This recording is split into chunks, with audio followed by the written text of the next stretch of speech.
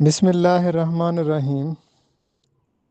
ظفر Iqbal Urdu academy تیاری برائے lecturer in Urdu Urdu SSE Urdu and ESE Urdu مثالی پرچہ نمبر 9۔ سوال نمبر 1 ہے، فاصلے ایسے بھی ہوں گے، یہ کس کا شعری مجموعہ ہے؟ تو اس کا درست جواب یہ ہے کہ فاصلے ایسے بھی ہوں گے یہ عدیم ہاشمی کا شعری مجموعہ ہے۔ عدیم ہاشمی 1 اگست 1946 کو فیروز پور میں پیدا ہوئے اور 5 نومبر 2001 کو 55 برس کی عمر میں شکاگو میں وفات پائی۔ عدیم ہاشمی ایک نامور شاعر اور ڈرامہ نویس تھے۔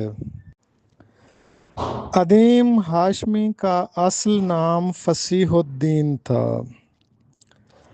عدیم ہاشمی اردو کے جدید شاعر تھے۔ ان کے متعدد شعری مجموعے شائع ہوئے جن میں ترکش، مکالمہ، فاصلے ایسے بھی ہوں گے، میں نے کہا وصال، مجھے تم سے محبت ہے، چہرہ تمہارا یاد رہتا ہے، کہو کتنی محبت ہے، بہت نزدیک آتے جا رہے ہو، یہ ان کے شعری مجموعے تھے۔ گیسٹ ہاؤس ایک مشہور ڈرامہ ہے، وہ بھی ان کا لکھا ہوا ہے۔ فاصلے ایسے بھی ہوں گے، یہ کبھی سوچا نہ تھا، سامنے بیٹھا تھا میرے اور وہ میرا نہ تھا، خود چڑھا رکھے تھے تن پر اجنبیت کے غلاف، ورنہ کب ایک دوسرے کو ہم نے پہچانا نہ تھا، وہ کہ خوشبو کی طرح پھیلا تھا میرے چار سو، میں اسے محسوس کر سکتا تھا، چھو سکتا نہ تھا۔ اسی طرح ایک اور ان کا خوبصورت شعر ہے کہ بچھڑ کے تجھ سے نہ دیکھا گیا کسی کا ملاپ، اڑا دیے ہیں پرندے شجر میں بیٹھے ہوئے۔ عدیم ہاشمی کا ایک اور مشہور زمانہ شعر بھی ہے جو کہ جان ایلیا سے منسوب کیا جاتا ہے، بہت نزدیک آتے جا رہے ہو، بچھڑنے کا ارادہ کر لیا کیا۔ عدیم ہاشمی کی ایک خوبصورت غزل ہے جو ان کے شعری مجموعے بکھر جانے سے پہلے میں موجود ہے۔ سرے صحرا مسافر کو ستارہ یاد رہتا ہے، میں چلتا ہوں مجھے چہرہ تمہارا یاد رہتا ہے، تمہارا ظرف ہے تم کو محبت بھول جاتی ہے، ہمیں تو جس نے ہنس کر بھی پکارا یاد رہتا ہے، محبت میں جو ڈوبا ہو اسے ساحل سے کیا لینا، کسے اس بحر میں جا کر کنارہ یاد رہتا ہے، صدائیں ایک سی یکسانیت میں ڈوب جاتی ہیں، ذرا سا مختلف جس نے پکارا یاد رہتا ہے۔ سوال نمبر 2 ہے کہ ہیئت کے کیا معنی ہے؟ تو اس کا درست جواب یہ ہے کہ ہیئت کا مطلب ہوتا ہے ظاہری ساخت اور شکل۔ سوال نمبر 3 ہے، یورش تاتار کا کیا مطلب ہے اور یہ گرامر کے لحاظ سے کیا ہے؟ یورش کہتے ہیں حملے کو، لشکر کشی کو یا فوج کا حملہ کرنا۔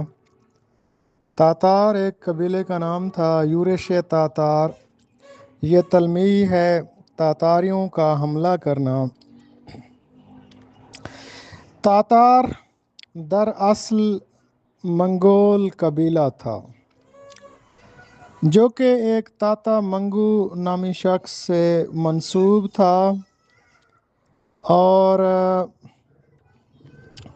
یہ لوگ وسط ایشیا یعنی ترکستان کے رہنے والے تھے، اور 13ویں صدی عیسوی میں منگول حملہ آور یعنی تاتاری حملہ آور، جن میں چنگیز خان بھی شامل تھے، انہوں نے مسلمان ممالک پر حملہ کیا تھا، اور جلال الدین خوارزم کی سلطنت پر تاتاریوں نے باقاعدہ حملہ کیا تھا چنگیز خان کی قیادت میں۔ جلال الدین خوارزم پھر افغانستان فرار ہو گیا تھا، منگول اس کے پیچھے افغانستان گئے اور پشاور تک پہنچے تھے۔ تو اس طریقے سے 13ویں صدی عیسوی میں چنگیز خان جو کہ ایک تاتاری حملہ آور تھا، اس نے مسلمان ممالک کو تباہ و برباد کر دیا تھا، تو اس کے اس حملے کو تلمیح کے طور پر یورش تاتار کہا جاتا ہے۔ سوال نمبر 4 ہے، تشبیہ کے کیا معنی ہیں؟ تشبیہ کا مطلب ہوتا ہے کہ مانند قرار دینا، دو مشترک صفات کی بنیاد پر ایک چیز کی خوبی کو بڑھا چڑھا کر پیش کرنا تشبیہ کہلاتا ہے۔ تشبیہ کا تعلق علم بیان سے ہے۔ علم بیان وہ علم ہے جس میں 4 چیزیں شامل ہوتی ہیں: تشبیہی، استعارہ، کنایہ اور مجاز مرسل۔ اسی طرح تشبیہ کے ضمن میں ایک اور اصطلاح استعمال ہوتی ہے، تشابہ۔ تشابہ کیا ہوتا ہے؟ تشابہ کا مطلب ہوتا ہے ایک جیسا قرار دینا، کہ جب دو چیزوں کے درمیان جو خوبی ہے وہ برابری کی ہو۔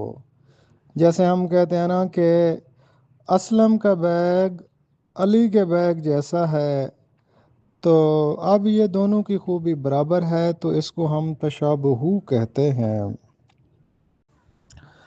سوال نمبر 6 ہے، سخن اندوختہ کے شاعر کا نام بتائیے۔ اندوختہ کا مطلب ہوتا ہے بچایا ہوا مال، جمع پونجی۔ اندوختہ کے نام سے شعری مجموعہ تو انور شعور کا ہے، لیکن سخن اندوختہ یہ شعری مجموعہ ہے حسن اکبر کمال کا۔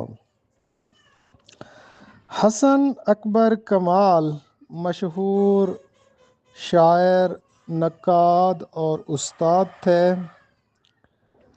سید حسن اکبر کمال 14 فروری 1946 کو آگرہ میں پیدا ہوئے تھے۔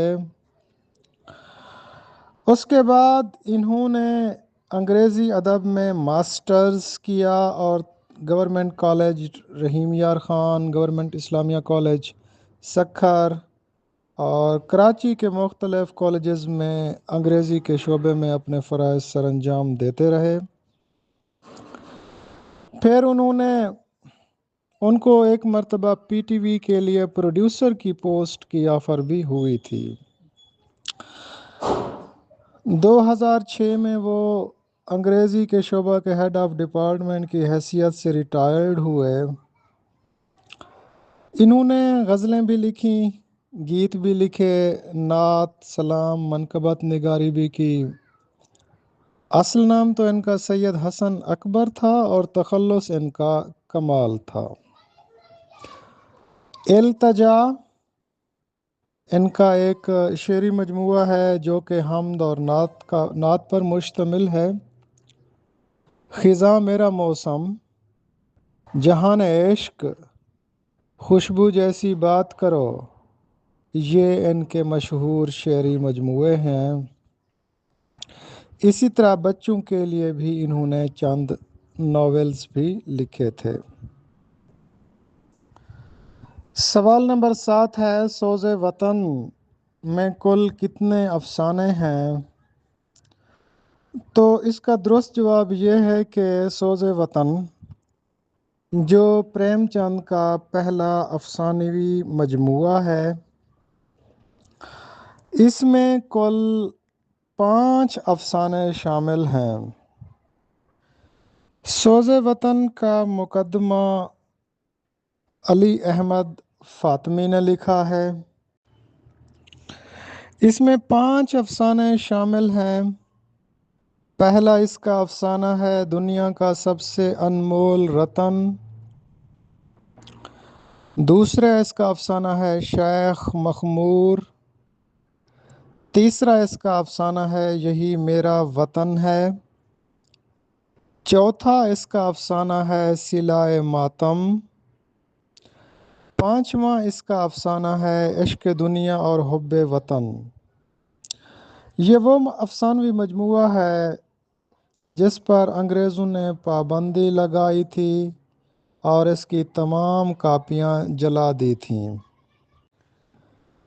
سوال نمبر 8 ہے، مرثیے کا ابتدائی حصہ کیا کہلاتا ہے؟ تو اس کا درست جواب یہ ہے کہ مرثیے کا ابتدائی حصہ چہرہ کہلاتا ہے۔ مرثیے کے اجزاء میر ضمیر نے مقرر کیے تھے۔ مرثیے کے 9 اجزاء ہوتے ہیں: چہرہ، سراپا، رخصت، آمد، راجس، رزم، جنگ یعنی رزم اور جنگ، شہادت، بین اور دعا۔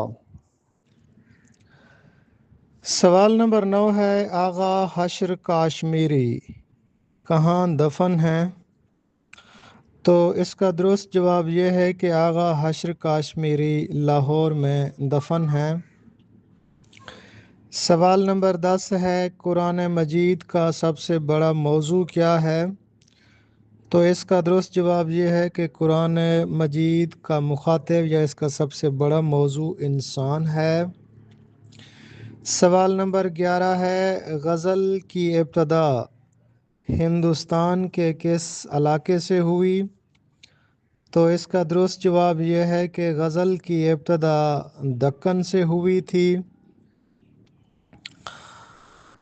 سوال نمبر 12 ہے کہ ترجمہ حالی کی صنف کیا ہے؟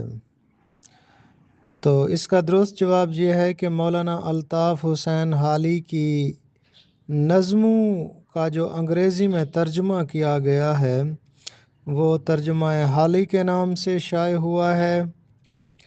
سوال نمبر 13 ہے کہ اردو ڈرامے کا شیکسپیئر کسے کہا جاتا ہے؟ تو اس کا درست جواب یہ ہے کہ اردو ڈرامے کا شیکسپیئر آغا حشر کاشمیری کو کہا جاتا ہے۔ سوال نمبر 14 ہے کہ اردو شاعری کا شیکسپیئر کسے کہا جاتا ہے؟ تو اس کا درست جواب یہ ہے کہ اردو شاعری کا شیکسپیئر میر انیس کو کہا جاتا ہے۔ سوال نمبر 15 ہے، شاعر کشمیر یا مجدد کاشمارا کسے کہا جاتا ہے؟ تو اس کا درست جواب یہ ہے کہ شاعر کشمیر محمد دین فوق کو کہا جاتا ہے۔ سوال نمبر 16، عشق حقیقی کی واردات و کیفیات کو کلام میں بیان کرنا اصطلاح میں کیا کہلاتا ہے؟ تو اس کا درست جواب یہ ہے کہ عشق حقیقی کی واردات و کیفیات کو کلام میں بیان کرنا اصطلاح میں تصوف کہلاتا ہے۔ سوال نمبر 17 ہے، تشبیہ مفصل کسے کہتے ہیں؟ تو اس کا درست جواب یہ ہے کہ ایسی تشبیہ جس میں وجہ شبہ کا بیان ہو اس کو ہم تشبیہ مفصل کہتے ہیں۔ تشبیہ کے 5 ارکان ہوتے ہیں: مشبہ، مشبہ بہی، وجہ شبہ، غرض تشبیہ اور حرف تشبیہ یا ادات تشبیہ۔ تو جس میں وجہ بیان کی گئی ہو اس کو ہم تشبیہ مفصل کہتے ہیں، اور جس تشبیہ میں وجہ شبہ بیان نہ کی گئی ہو اس کو تشبیہ مجمل کہا جاتا ہے۔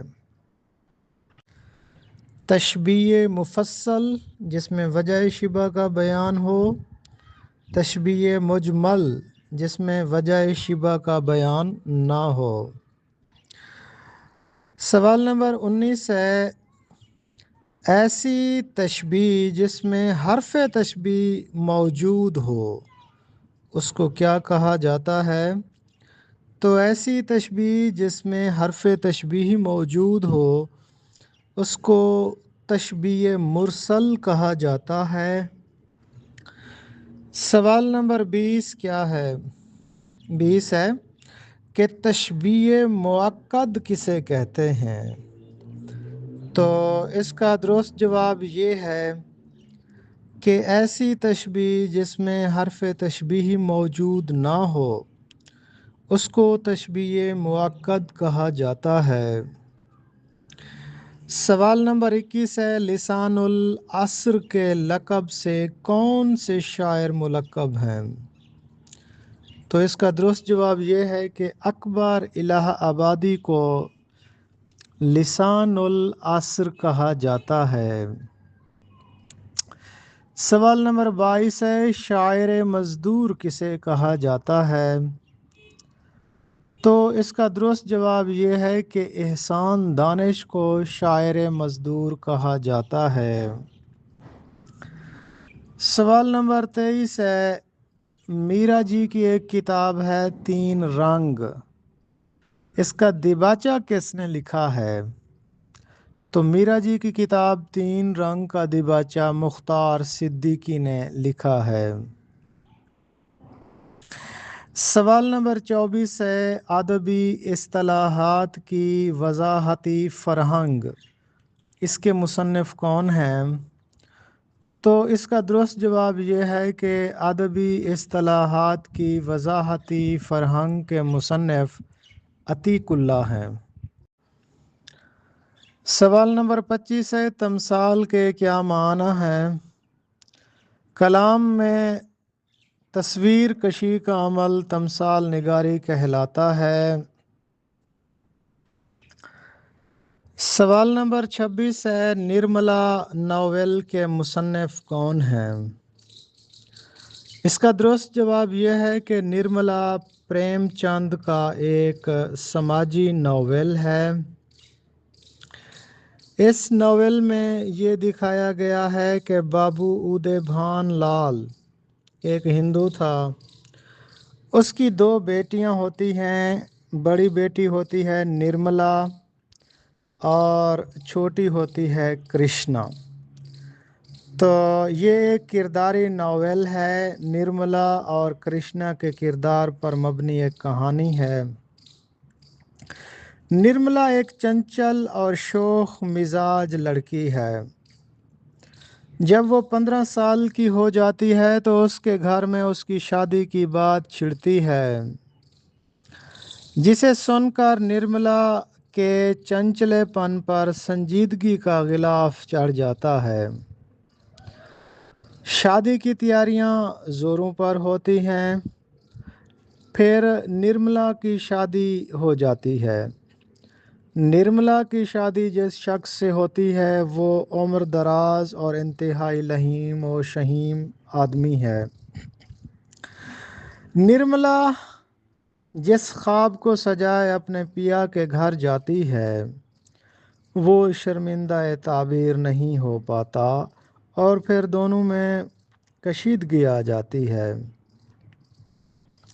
لیکن دھیرے دھیرے نرملا کو اپنا فرض یاد آ جاتا ہے۔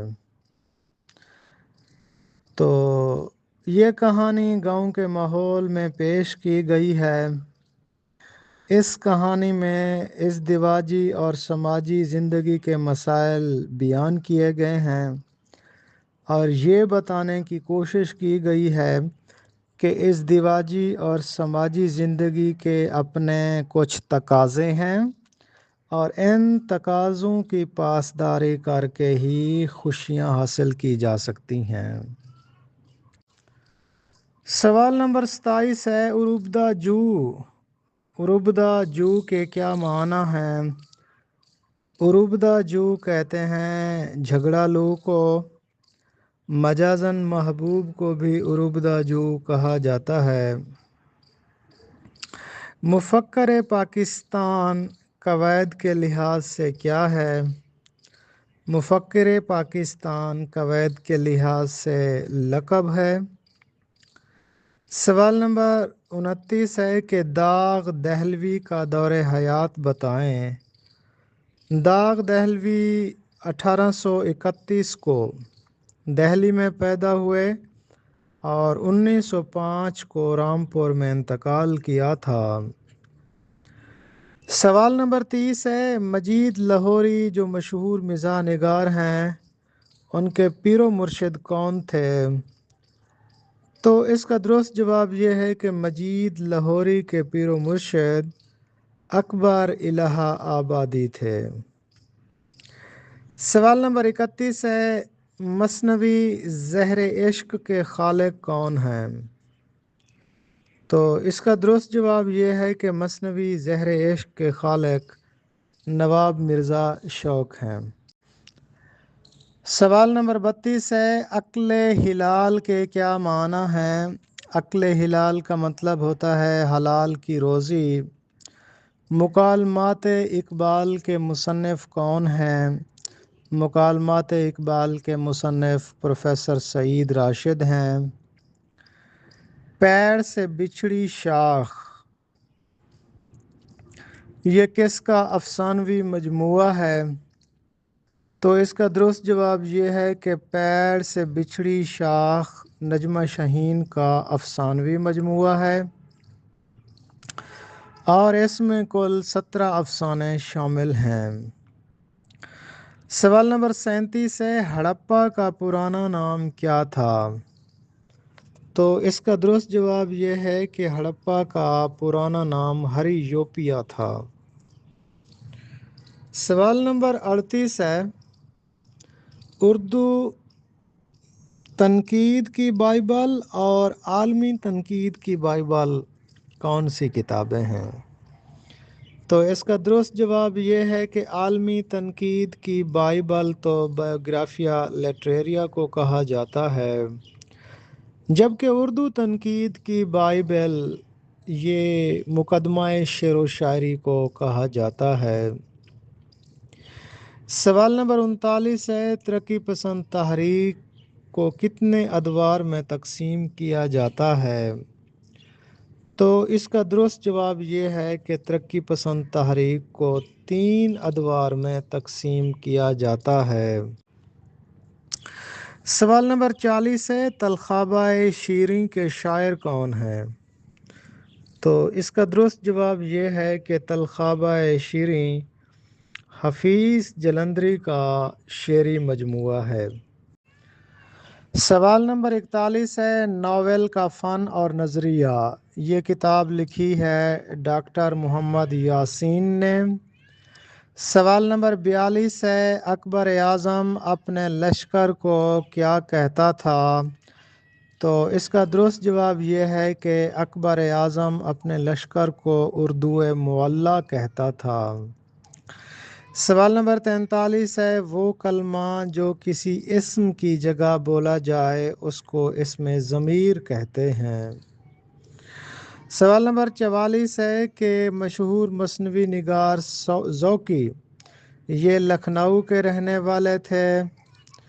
سوال نمبر 45 ہے نئی الف لیلہ کے مصنف شین مظفر پوری ہیں۔ سوال نمبر 46 ہے کہ رموز اوقاف میں مکمل ٹھہراؤ کو وقف مطلق کہا جاتا ہے۔ سوال نمبر 47 ہے وقف مطلق کی علامت ایک چھوٹی لکیر، چھوٹی ڈیش یا ختمہ ہوتا ہے۔ سوال نمبر 48 ہے دشت کیس میں لیلا یہ کشور ناہید کا شعری مجموعہ ہے۔ سوال نمبر 49 ہے خودی کی تعمیر کا نام تعلیم ہے یہ کہنا کس کا ہے؟ تو خودی کی بات ڈاکٹر علامہ محمد اقبال نے کی ہے، تو خودی کی تعمیر کا نام تعلیم ہے یہ اقبال کا کہنا ہے۔ سوال نمبر 50 ہے دہلی کالج کے پہلے پرنسپل کون تھے؟ تو اس کا درست جواب یہ ہے کہ دہلی کالج کے پہلے پرنسپل مسٹر ٹیلر تھے۔